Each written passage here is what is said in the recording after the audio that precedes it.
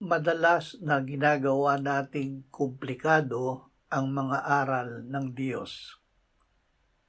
Dahil dito, marami sa atin ang natatagalan na matuto kung paano ipamumuhay sa praktikal na paraan ang ating pananampalataya.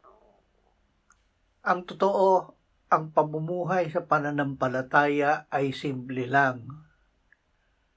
Ang buhay Kristiyano ay gaya ng pagsali sa karera o takbuhan. Simple ang kailangan para makatakbo ng mabilis o makatagal. Huwag magdala ng mabigat. Sinasabi ng Biblia, itabi natin ang bawat pabigat at ang pagkakasalang madaling bumibitag sa atin at tumakbo tayong may pagtitiis sa takbuhing inilagay sa harapan natin. Pagmasdan natin si Jesus na nagtatag at nagpasakdal ng ating pananampalataya, na dahil sa kagalakang inilagay sa kanyang harapan, ay tiniis niya ang krus, hindi inalintana ang kahihiyan, at siya'y umupo sa kanan ng trono ng Diyos.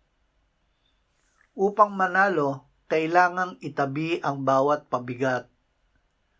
Ang mga pabigat na ito ay hindi lang kasalanan, kundi maging ang mga bagay na nagpapagulo ng ating isipan. I-focus natin ang ating paningin kay Jesus.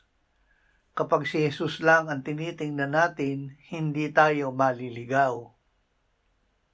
Tayo ay binibigyan ng Diyos ng mga bagay na kailangan natin. Simple ang paraan para pakinabangan natin ang mga ito. Ang masihan tayo sa ibinigay na sa atin ng Diyos. Ang kabanalan na may kasiyahan ay malaking pakinabang. Kasiyahan natin ito habang tayo ay nabubuhay dahil hindi natin madadala ito sa libigan. Sapagkat wala tayong dinalang anuman sa sanlibutan at wala rin naman tayong mailalabas na anuman.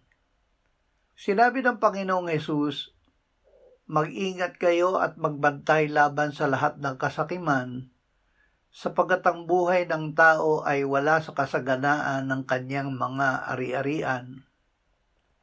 Ito ay ginawa pa ng Panginoong Hesus na pinakasimple nang sabihin niya, huwag kayong mabalisa na magsasabing ano ang aming kakainin, o ano ang aming iinumin, o ano ang aming isusuot. Batid ng inyong Ama sa langit na kailangan ninyo ang lahat ng mga bagay na ito. Ngunit hanapin muna ninyo ang kanyang kaharian at ang kanyang katuwiran, at ang lahat ng mga bagay na ito ay pawang idaragdag sa inyo. Huwag tayong mabalisa. Ang pag-aalala tungkol sa pagkain, inumin at damit ay nagpapasalimuot sa ating isipan.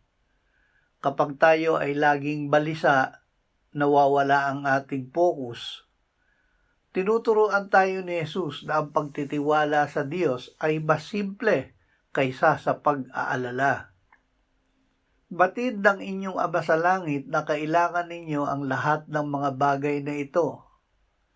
Kung alam ng Diyos na lumikha sa atin ang ating pangangailangan, simple ang katotohanan na siya rin ang tutugon nito. At sinabi ni Jesus, ngunit hanapin muna ninyo ang kaharian ng Diyos at ang kanyang katuwiran, at ang lahat ng mga bagay na ito ay pawang idaragdag sa inyo.